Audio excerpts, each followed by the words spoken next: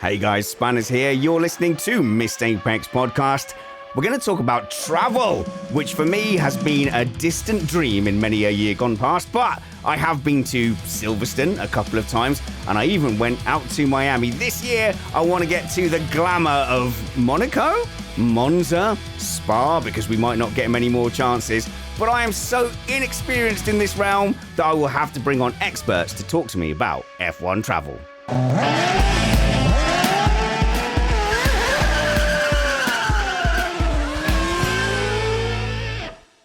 Someone who seems to go to every Grand Prix is Cristina Lee Mace. Hello, Cristina. Hey, Spanners. It has been sunny in Vancouver for the past week, and I'm soaking it up. It's making me have such a better mood. And the Canucks won 2 games in a row, so everything is turning out peachy for me. Stop boasting, Canada. Oh, I've had natural vitamin D while everyone in England is just like downing supplements. But you've been to many a sunshine destination. So you've been to Miami, but you also went to Monza and Zandvoort last year. Yes, we did a doubleheader, myself and friend Nicole, who everyone should be familiar with because she does pop up in pretty much all of my travel content. So we did a doubleheader. It was killer. We felt like death at the end of it, and I'm pretty sure we slept for like 3-4 days afterwards, but definitely worth it for the adventure. And joining us as well from Canada, it's a bit of a Canadian takeover. We've got Magnus Greaves, CEO of RACEWKND magazine. Publisher, old school title. Publisher. Director, editor. Now, a little bit into the show, we're going to do a deep dive on the latest edition of RACEWKND magazine. It's the new quarterly edition, so it's RQ1, and it really is a very dynamic and wonderful magazine. I want to put this on all of your coffee tables, so we'll do a deep dive into that. But the main reason I brought these two guys on is because they've been to a lot of Grand Prix, and I want to get an insight into where's good to go, a bit of a flavour of what it's like to go to different tracks. And I want to make clear that I hate both of them because of jealousy. If you include IndyCar and Formula E, you wonder why Cristina bothers having a house at all. But I would like to look forward to the 2025 season and go, I really want to get out to some Formula One races. Now, let's start with you, Cristina, because last year was such an epic year for you. Your cat missed you very, very much. But Formula One wise, what did we do here? We did Miami, we did Zandvoort, we did Monza. We did those 3. We also went to Austin, Vegas, and Canada. You went to COTA as well. Oh my God. Yes, that was a quarter of the calendar. It really snuck up on me really quickly that I was doing that much. Very tired, very much living out of a suitcase. Your accountant must be very unhappy. There's a box of receipts that is somewhat organized that I'm sure he will love going through. But it was also one of those things where the more you travel and go to these places, the more you just get an understanding of, well, an appreciation for logistics. I never thought that being excited over public transit would be really what got me recommending people go to a race. But public transit, honestly, is one of my favorite things to remind people about when they're traveling to race weekends because it made such an absolute difference last year. My 2 favorite races to recommend are Montreal and Zandvoort because you use public transport to get to and from those tracks. Wait, what was the first one you said? Montreal. Oh my God. Is that say just like the Canadian way of saying it? Magnus, you say Montreal, please. Well, I can't do it as elegantly as she does. I just call it Montreal. Oh, Montreal's a big one on my list. And so like it's the sort of circuit where like there's some real stinkers. So there's some years where nothing happens, but when it pops, it really pops and it's worth it. The thing about Montreal as well is that regardless of what happens on the circuit, the whole city embraces it completely from the moment you land at the airport and every single airport and restaurant and nightclub and cafe. And so you get the street festival that they have that's dedicated to F1. And so you get a complete Formula One experience when you're there. And I think that that's one of the most important things when you spend the money, take the time and travel to a Grand Prix the most important thing is that you have a great race and a great time at the circuit. But to the extent that atmosphere carries over to the city and you can have 72 hours of sort of F1 excitement I think that's where you feel like the money is worth spending. Oh, it's so interesting because I was speaking to Rob Smedley last week, just the sort of thing I do. I just chat to Impressive. Rob Smedley sometimes. And he said the reason he loved COTA was because it's really good. The facilities are there. The fans are hyped up. The atmosphere is brilliant. Then you can go into the city and no one cares about F1. It's like it didn't exist. So there is a difference there. I mean, obviously, like Miami wasn't focused around F1 when we were there. Well, but this is what's interesting. I mean, I think Rob Smedley has sort of stopped traveling with the team in the last couple of years, right? And I would say, and Cristina, tell me what you think, but the Grand Prix race weekend experience in the last 3 years has completely changed. I mean, you could go to a city like Austin and it's two different things, two different experiences between the circuit and the city. Now, there's brands that are doing these activations. Teams have big pop-ups. You know, all the restaurants are getting into it because it's just so much more popular. I mean, Miami's absolutely covered. I actually have suggested to people that they can go to Las Vegas and have a great Formula One experience without even having to buy a ticket to the event. Yeah. You can watch it at an amazing watch party inside a casino, and you can spend your whole day going to the different team pop-ups. And have yourself a great Formula One experience, actually quite cheap, surprisingly. Especially because now they also have the free fan experience, where you just have to reserve a ticket, which it was a battle in and of itself. Thank you. Second shout out of the episode to Nicole, who got those tickets for us. But it was a really fun activation area. They had a whole bunch of fun games that were free to play. So they actually had, what's pickleball? The game that they had a pickleball court in there. They had giant games of Connect 4. They also had your classic activations like from Lego, retro cars were there, Dermalogica. They had the food that you'd be getting inside the circuit. They also had those stations there, a couple food trucks. That was where the F1 Academy activation was as well. So they just did a phenomenal job of going, you know what, just come to the city and have a good time. Even if you don't directly go to the race, you're still going to feel like you're part of the weekend. But can I just say as well, I mean, you can have the most expensive race weekend experience and Paddock Club experience in Las Vegas, but Las Vegas is actually the cheapest Grand Prix on the entire calendar. Is it? And people don't understand this. I don't understand this. Because after the first year and all of the bad press of the extortionate hotel prices, this past year, like the week of, you could get a hotel room for $100 or $200 a night. You could go to the Heineken general admission for $100 for a ticket, and it was all you can eat food, and there was drinks involved as well. Or you can, and just get a 1-day ticket. It's actually worked out really, really cheap. I mean, you could go and have a really expensive experience, but I actually encourage people to go to that one because it could be really cost effective as well, and it's actually a lot of fun. That one's far away, Magnus. I can't get excited about that. That's like when people say to me, "Oh, I've pre-ordered an item." I'm not ordering something that's not going to be sent straight away. But you do make a good point about there's more going on than just the race. And I didn't know this because I'm street rat scumbag. But like, it was a real eye-opener in Miami how many events were going on. So we went to, what was the one, Cristina? It was motorsport.com in some really posh hotel, wasn't it? And we tipped up there and they had guest speakers and they had some muggy podcasters on there as well, giving their opinions about things. But, the whole thing starts from like Wednesday. So you've almost got like a corporate day on Wednesday with things going on. And then I think in the evening we went and saw some, we went down to Haggerty Motorsport with Box Auto, and they had guest speakers there as well. And then Thursday's the media day when people start turning up and seeing stuff. So really, like, we turned up on Wednesday thinking that, we're going to have a day to chill, acclimatize, get over our jet lag, and then prepare for the event. And in the end, we were doing something every single evening all the way through to Monday morning. Well, and this year, I predict Miami is going to be the number one race on the calendar this year. And it's going to take the sort of attention away from Las Vegas, because now that LVMH is involved, Miami is a legit sort of fashion. Who? LVMH. LVMH? Yeah. I didn't know that. In Formula One. And $1 billion. Louis Vuitton. All I know from Louis Vuitton is my ex-girlfriend insisting I bought her a Louis Vuitton handbag in 1999. and it was very expensive. Are you still paying for it? 3 figures. It was 3 figures, Magnus.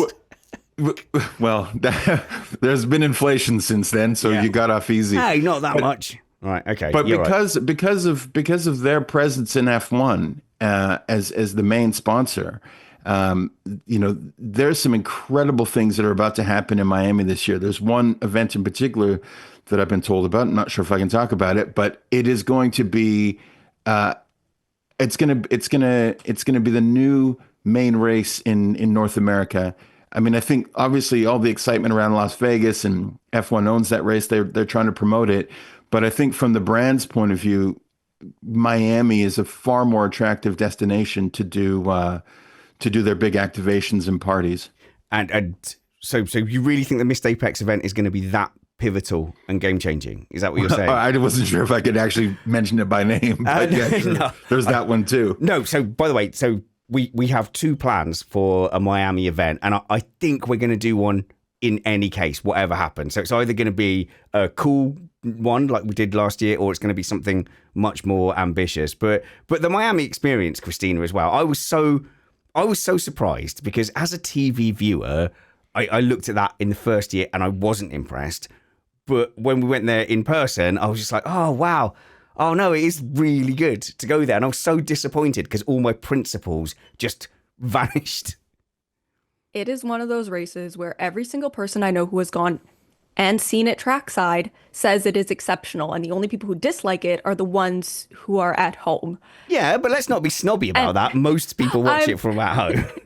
I'm not trying to be snobby about it. I'm more so trying to point out that when they're making the calendar, they have to balance these things of what's good to watch at home and what's great for fans to be trackside for. And if you're not considering both perspectives, and that's not to say you have to go to the race, but everyone's putting their opinions about what they've experienced at these events online. You fully have the ability to go and to understand what that experience is like and help it inform your opinion on if something should be on the calendar or not. And Miami is one of those ones where trackside, you're going to have an immersive experience. If you have GA, you're going to be set. It's also going to be incredibly fun, very cost effective because they have their 305 sale that hopefully they are redoing, which it's based off of their area code 305, and the GA pass was $305. That's a great so deal. Keep an eye out for that if you're interested in it. And it's also called the Campus Pass, not GA, not to be confusing, but it is a fantastic event and I recommend it. Yeah, and I can't help but recommend it either. I was such a massive hypocrite because then I'm moaning about sprint races all for years, and then I was so happy there was a sprint race on the Saturday when we were there, and I really enjoyed that.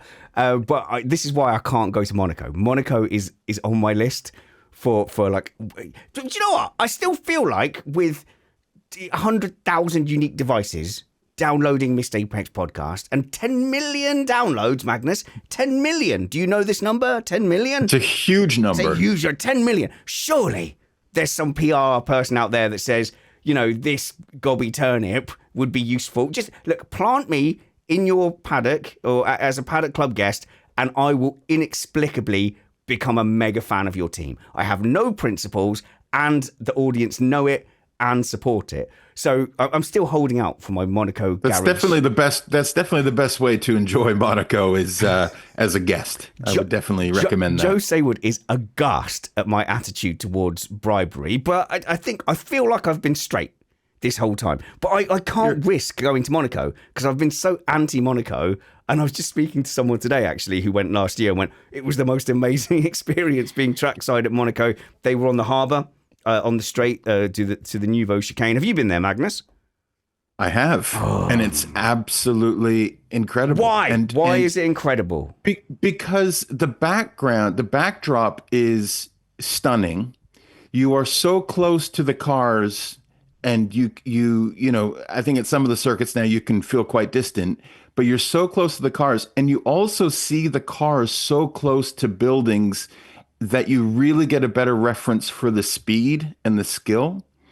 And so I also I think at a venue like that, you see these corners and you see the buildings, and you can kind of feel the history of, the decades that they've been running and hosting this race there. And it hasn't changed much. And I think that's actually quite incredible if you're a fan of Formula One and its history.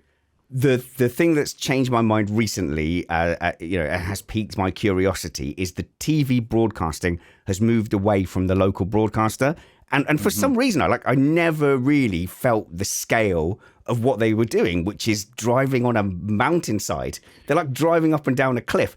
And the first year FOM took it over, it was more or less the same. But the last year they did it, they showed the cars going up from turn one all the way up through like Casino Square, to that famous hairpin. And they really showed the scale, the elevation, and it brought it to life. And for the first time ever as a TV viewer, I looked at Monaco and went, oh, wow, that's incredible. Well, and that was my vantage point when I went. I was actually in an apartment on that hill leading into Casino Square, and you were so close to the cars. And actually, the cars had more exciting engines back then as well. But yeah, I it's one of those venues, kind of like Monza, that if you're a fan of the sport, you really have to go and visit. What, no yacht, Magnus? Really? An apartment? I've come to expect better. I was not in a yacht. No, fair enough. So look, if we stay with North America for just a second. So yes, I'm utterly convinced by Miami, and I'm sure both of you have been to Circuit of the Americas for an F1 Grand Prix. So I'd like to hear a little bit about that. I was chatting to Jenson Button in Houston, just the kind of thing I do. And obviously it's like a 2-hour flight from Austin. So I went over to watch the Jota boys doing their practice day up at Circuit of the Americas for WEC. And I loved the stadium. I fell in love with it straight away. Like, I've always loved that circuit on TV. And I knew instinctively it was going to be magical from turn one. And it was. And I've driven it on the sim a million times in F3 cars and sports cars. And looking at the way the bump levels off as you're into the braking zone, and knowing how difficult that is in the sim, how difficult it looks on TV, and then seeing all these sports cars really, really struggle to get even traction and braking pressure and just losing it and spinning it. Like turn one there was magical, watching a practice session in WEC. I can't even imagine what it must be like to watch F1 cars around there. I don't rank it higher than Miami. For the simple reason that both years that I've gone now, I found it incredibly difficult to actually enjoy being there because it is so incredibly hot. And the amount of shade that they have it was so is hot. not good. No, in that famous grandstand, turn one, no, zero shade. Zero shade. Yeah. This past year was the first time that they started adding covers to their grandstands. Not all of them, but some of them now have covers. And again, it's only over the top portions. So if you're GA, you are just wandering around trying to find any shade you can, trying to shelter yourself as best as you can. The first year when we arrived, there were some tankers of water that were empty.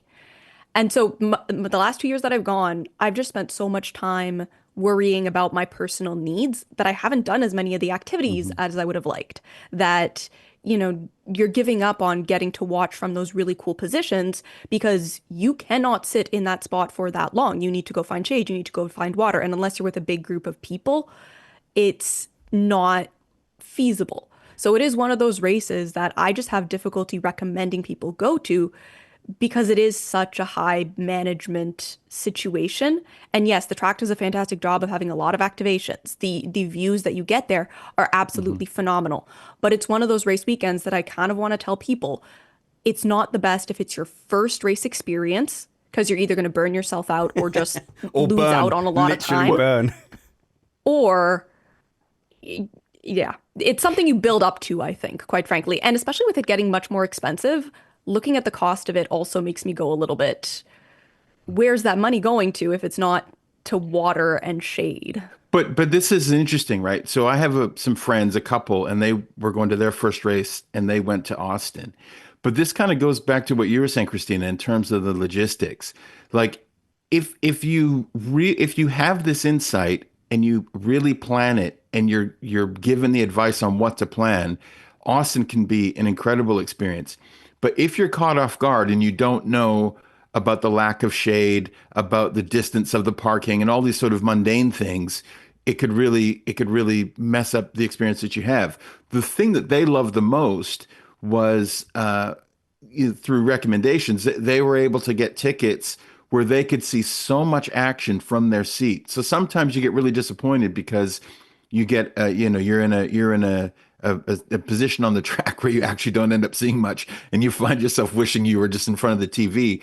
But Austin has certain vantage points where you can see sort of 5 or 6 corners and multiple passing zones. And so I think from that perspective, Austin is great. And as you're saying, Christina, they do so much every year to add to the on-site experience and activations that you really get a lot out of that ticket when you're there. Yes. So that was a disappointment with Miami, which is whatever section you were in, that's the corners you could see. There wasn't like a thing where if you're at the top of the grandstanded village in Silverstone, not only can you see 2, 3, 4, 5 down the Wellington Straight, but you can look over your shoulder and see Luffield or or them disappearing into Maggots and Beckett's. Whereas I did notice at Circuit of the Americas, there was lots of vantage points where you could see sort of different angles. But talking about the being prepared to not burn alive in the sun, I've never felt more British than walking around Miami Beach with you, Cristina, on the Monday after the Grand Prix, and they had these things like just spraying water, and I was like, oh my god, they're spraying water, and I was just like stood underneath it getting as soaked as I could to save myself from the Miami heat. But at COTA, they did have big fans with like water spraying on the fan, so you could stand it. They did at the WEC, yeah, they had these big, so you could stand in front of this giant fan that's just blowing water on top of you.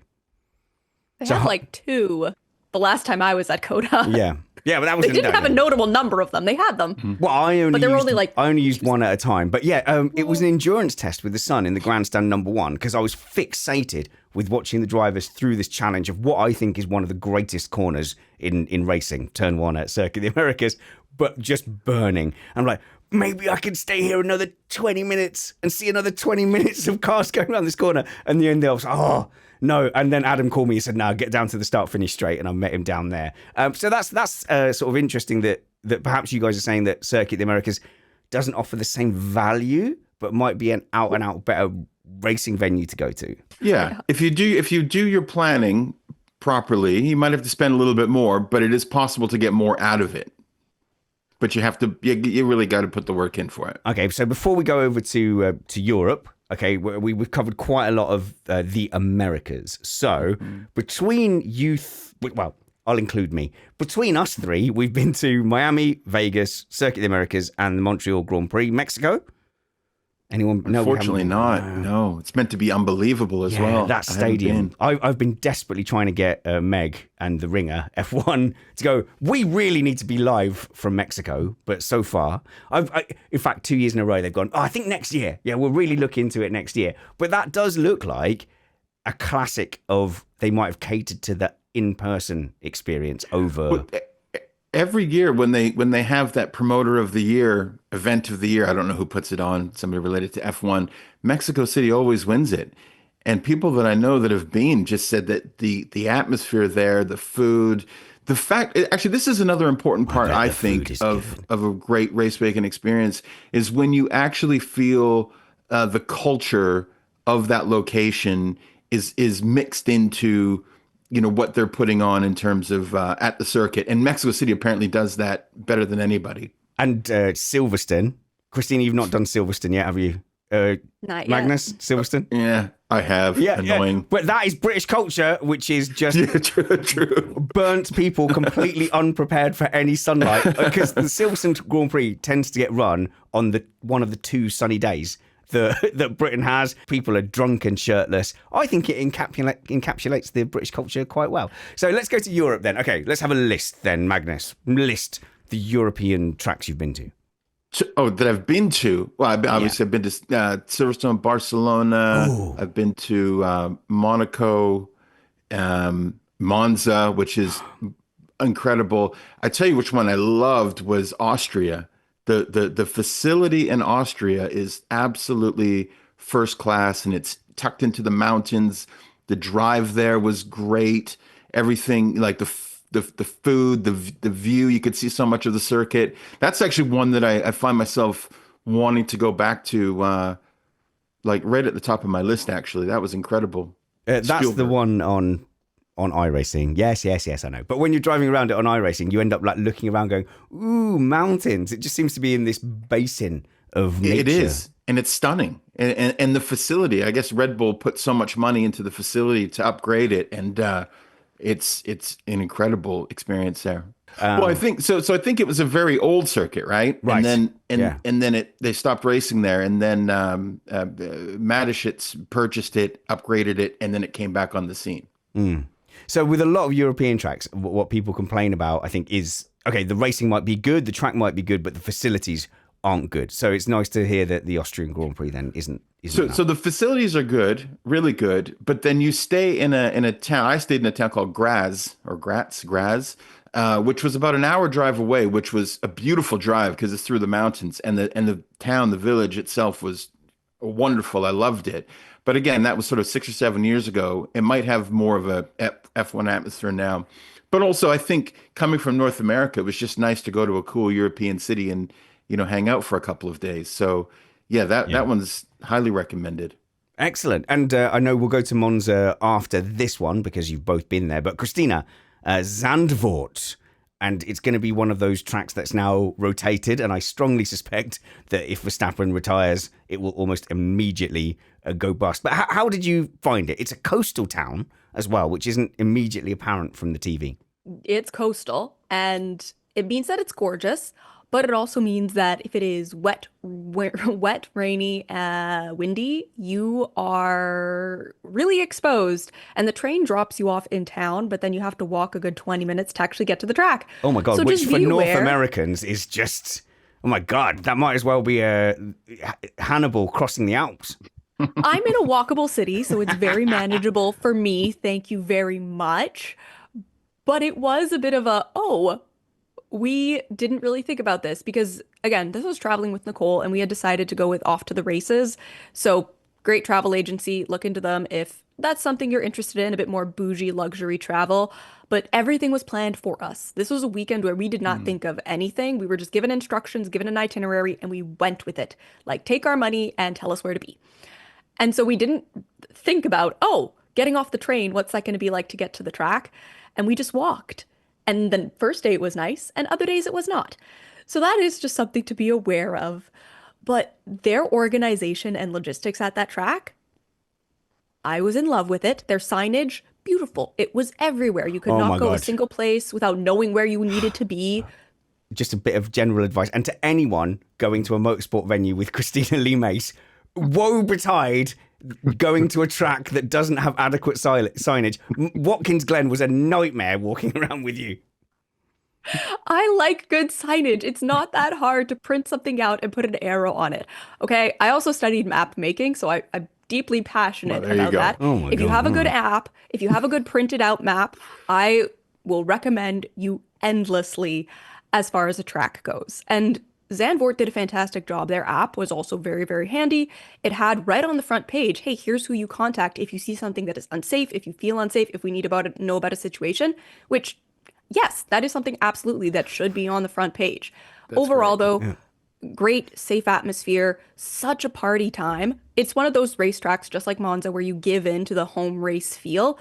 You're a Max Verstappen fan when you're there. And it makes everything so much more fun because you're just pulled into that excitement and joy, at least until he gets passed for first. And then you're all kind of just sitting there wondering when it's time to go home. But other than that, it's fantastic, phenomenal. You want to inhale flare smoke? You got it. Fair enough. They were annoying a little bit here as well when you're actually in person. You had one in each hand, though, just throwing them on track. Yeah, that was exactly. Yeah. The number of times that we heard in a single day the Max Verstappen songs was very notable.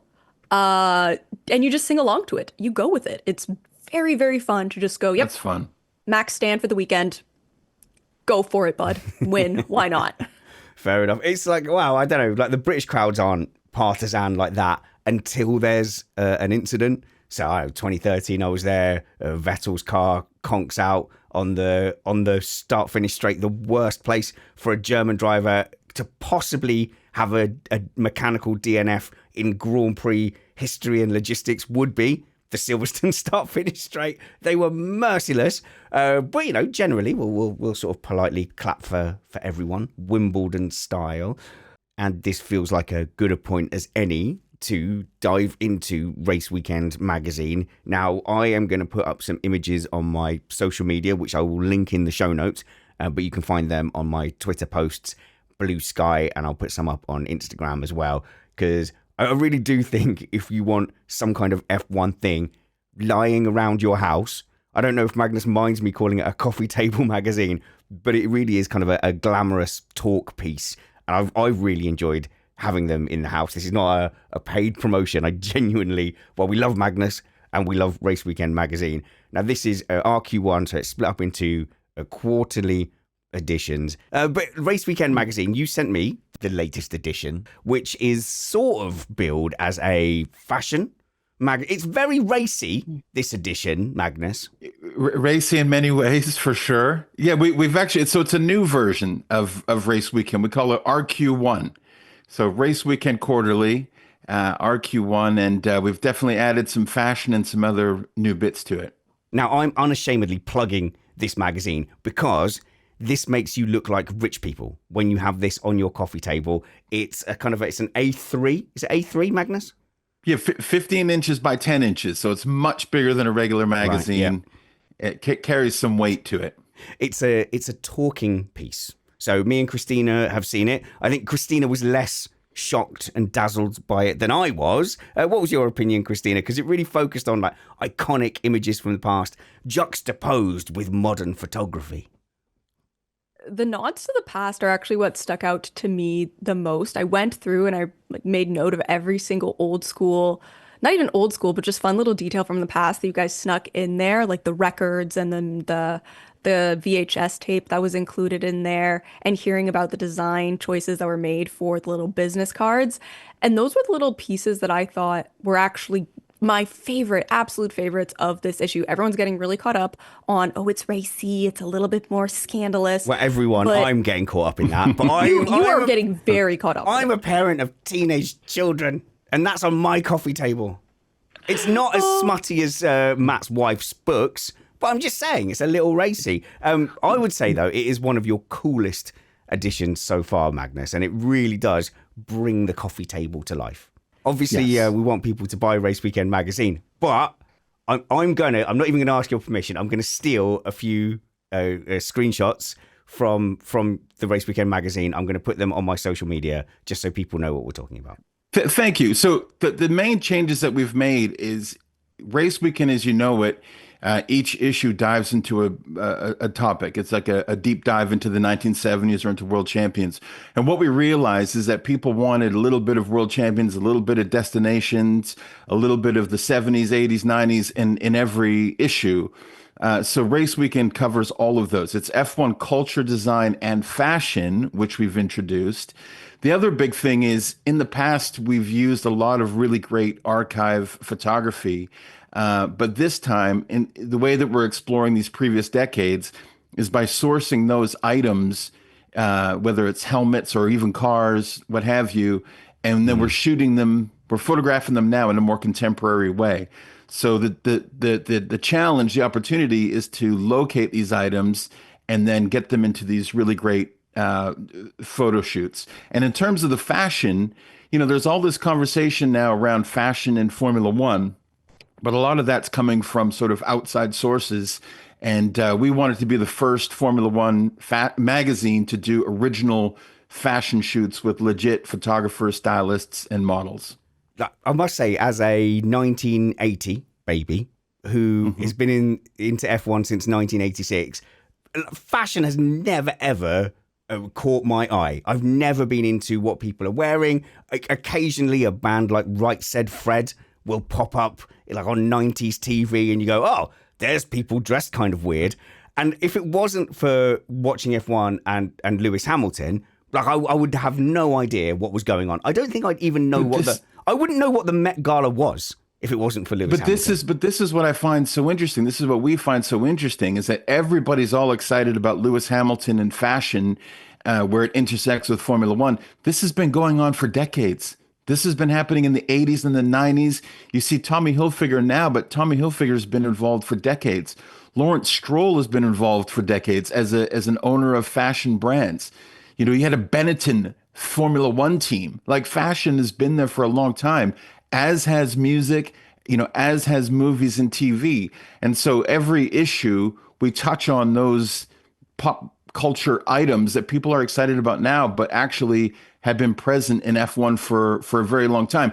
One of the things that we noticed is that, you know, when people came to Formula One in the last couple of years because of being introduced through Drive to Survive, you know, a lot of people were sort of apologetic about it. Our stance is it doesn't matter when you started watching Formula One, but it's going to be a lot more interesting if you understand what happened before you started watching it yourself, right? So that's why we dive into the 70s, the 80s, and 90s, and then connect it to what's happening today. Okay, so it's going to sound like an extended advert for Race Weekend magazine, but for example, you know, there's pictures of James Hunt, and there's pictures of Ron Dennis, and the 70s cars that are so small they look impossible. Is like, how can that be a Formula One car? And I wonder if there's something about the difference between modern day publishing and when those pictures were taken. But those pictures in the magazine look like modern photos, and I think it might be because of the framing. Well, a lot of them, Spanners, are modern photos. So we have a collector that we're very friendly with in Spain, and he has a Hesketh car in his collection. So we have James Hunt's car that we were able to use in a photo shoot, as well as other items, and just like little model toys that reference James Hunt and the team.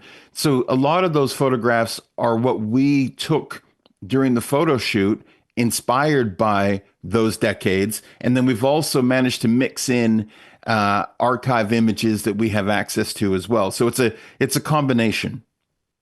I will say, go on, Cristina. All I was going to say, Cristina, was there isn't actually anything like what Magnus is putting out anywhere else in the F1 content space. Definitely not. It is gorgeous. It's glossy. I have to say, I think my favorite imagery from it, I'm changing my mind from all of those ones that I mentioned previously and was gushing about. It's the gloves, how you continuously have them showing up, and it shows how things are staying the same. Formula One still has that same core identity, but it is changing. You're seeing so many more sponsors popping up on the gloves, the team logo. It's not just this thing that the drivers pick up and go, this is good enough. It is so much more structured, and you see the watches change as well, but they're still a part of Formula One. That, I think, is the imagery that's almost most encapsulating of what this issue is all about. Is those little details and that change. If you look at an issue of RQ1, you kind of get the context for the 70s, you touch on it a little bit, then you become more curious, and then you can dive into some of the other issues that we've done previously that cover a topic in a deeper way. All right, now you're making it sound like a bit of a gateway drug. But of course, we will put all those links to those social media posts that I will put up, and links to Race Weekend magazine as well. Right, back to F1 travel, and I want to turn my attention to Spain. Well, it was a few years now since I've been, and How many years, Magnus? It's maybe 2018. Oh, so maybe. Yeah. But I feel like it was a sort of a weekend of two separate experiences, right? Because the city itself is just obviously unbelievable, and the circuit itself was terrific, but the two were sort of quite far apart and with no connection between the two of them. So I actually was there for it was the race when Verstappen was switched up to the main Red Bull team, and he took the victory.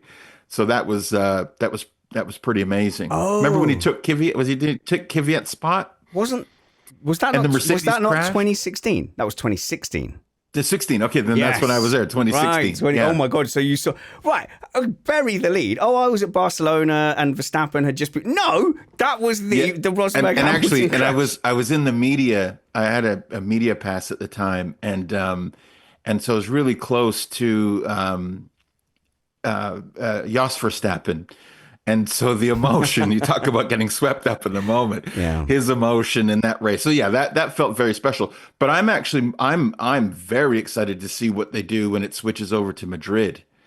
The first new European race in the sort of post Netflix era. I think that's going to be Right, I'm pretty not cool. happy. I'm not happy because Circuit de Catalunya is like a mainstay for me. I know the racing has been limited there by the modern Formula One cars, but to me, genuinely, I don't know how weird this sounds to North Americans, but I will be heartbroken to see that circuit off the calendar and be replaced by what was a track that goes through an industrial retail park or something. Like, no.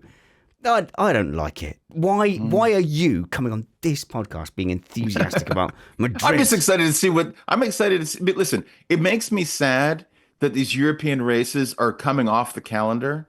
It makes me sad that they have to rotate and they're struggling to survive. So I'm intrigued to see what a brand new, properly funded European circuit can do in this new era. I know you're not a fan of street tracks, but I don't know. I just think as an overall experience, it could be interesting to see what they come up with. This isn't even going to be a street track. I think most of it goes through an IKEA. So you have to go in there, you have to get one of those blue bags and then pick up some light bulbs. Like, it's just through like a retail park. Wow. Okay, maybe that part's I am not so good. not inspired. Okay, Monza, on you home. As new to Fosi, I was just speaking to Meg Schuster yesterday and she went, I've spent all of yesterday looking at Ferrari merchandise and I dare not look at it because we're moving house and I'm skint. But as new to Fosi, Monza is pretty high on the list. I actually looked on the P1 Travel website, which is, I think, similar to what was the site you mentioned earlier for travel? Off to the Races? Off to the Races. Not similar. Similar in concept, not in execution. Oh, okay. Off to the Races is all-inclusive planning, and it's an experience. They'll book you like your dinner and museum experiences as well. P1 is just, here's a bundle of your hotel and ticket. Okay, not an ad. Okay, so good advice. Yeah, good insight. Hi to our friends at P1 Travel. But I was looking at the packages at P1 Travel, which, as you correctly point out, here is some seats in a hospitality area and your hotels. And actually, it looked pretty reasonable. I'm wondering whether the recent photo launch and release from Maranello has now bumped up the prices since I last looked. But I'd love to get you guys' opinion on Monza, which I imagine is rivaled only by Silverstone. It is incredible. And we were there this past year when Leclerc won. Okay? So that was a special kind of crazy. We can't go back because nothing's going to compare to that, I don't think, short of Lewis winning. So, Ferrari, give him a good car and motivate me to go over there again. I will say, similarly to Coda, it is one of those roughing it tracks. And thankfully, you can bring in like a full backpack with a lot of supplies and stuff and things you would want for survival. And that really does make a difference. But again, you have to be prepared. You have to know that this is a backpack you should fully stock with as much as humanly possible. Again, very little shade at that site. Very, very dusty. But yes, the environment, absolutely brilliant. The best. And I feel like you feel the history. You get swept up in the moment and the Tifosi.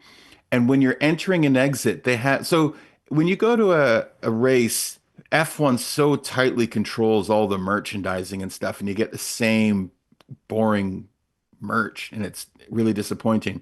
But there, I remember they had different merch offerings, independent ones, and then on the sort of walk in and out, there were sort of like guys that just set up randomly with some like homemade Ferrari stuff, and it was super, super cool. So that and also I think it's in a park, which is just kind of bizarre, and there's sort of like smaller openings and so people were getting closer to the team personnel that was coming in and out, and it just felt a lot cozier.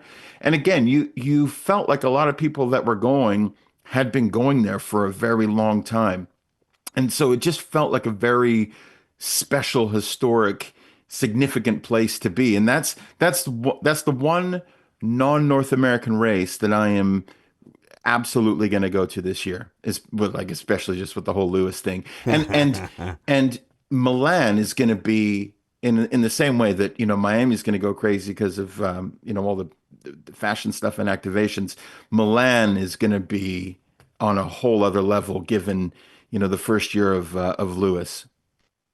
And of course, pizza in Italy.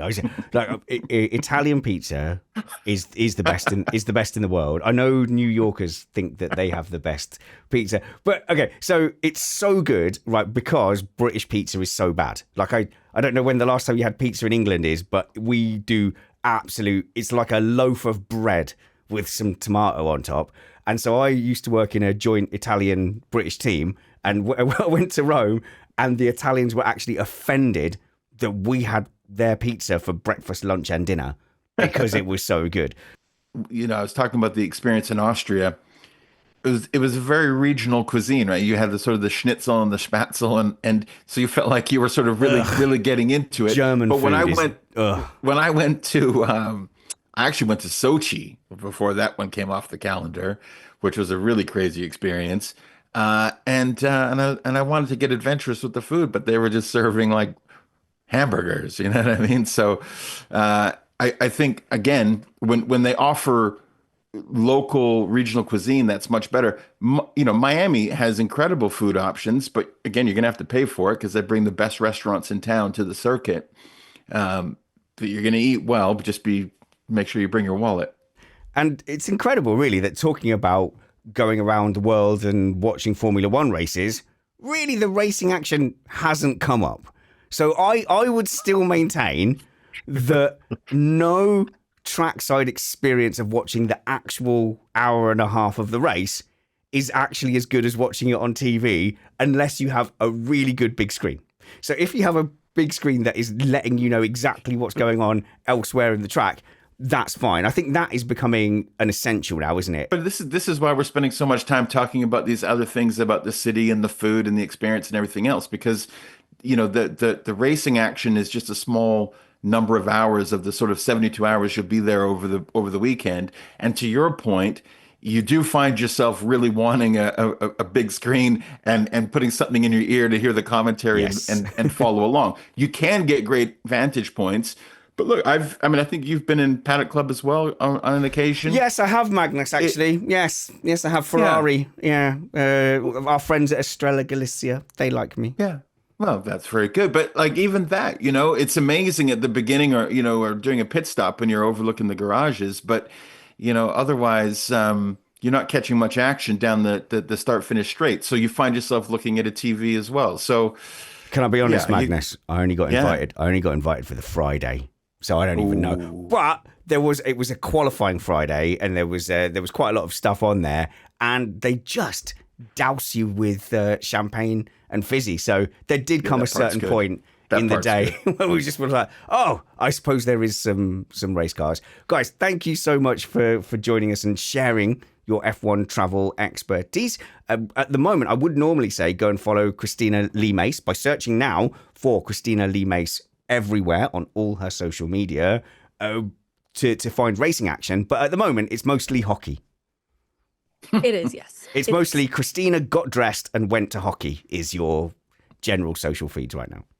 And lacrosse, but yes. Okay, fair enough. But do go and follow Cristina. I would say particularly if you're relatively new to Formula One as well, go and follow her on TikTok and Instagram. And before every race, there's a great segment she does called The Bullet, where she'll break down things like the DRS zones, what to look out for, which teams will be competitive, how long the track is, and what tactics might be employed there. But none of that will increase your social status as much as getting Race Weekend magazine, which is unique in the F1 space, Magnus. It is a massive, full-color, beautiful magazine, which if you put out on your coffee table, people will assume you are hiding your wealth. It is a middle-class F1 talking piece, and you have made my house look richer by sending it to me. Well, I appreciate that. But also, I hope you and your kids who are small fans that they've actually learned something as well by flipping through the pages. It's right? mostly the status, if I'm honest with you, okay, Magnus. But no, it's beautiful. It does. And I think this is not unfair. You lean quite a lot on the history of F1, the 70s, 80s, because it sort of brings this classic cinematic era of F1 into the modern realm.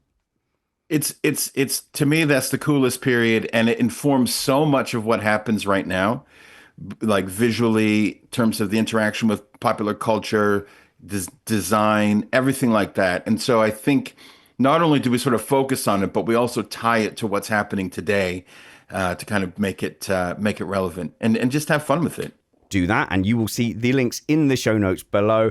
We will see you here for a live stream on Sunday. We're going to try and catch up with Mike Caulfield next week, and I think there's about 45 days until the first race, but only maybe about 30 until F1 testing, and Missed Apex podcast will be here giving you F1 content for that entire time. If you're enjoying our content, you might want to consider supporting us at patreon.com/Missed Apex, and we're going to do a patron only stream as well at some point soon. Until we see you next, work hard, be kind, and have fun. This was Missed Apex podcast.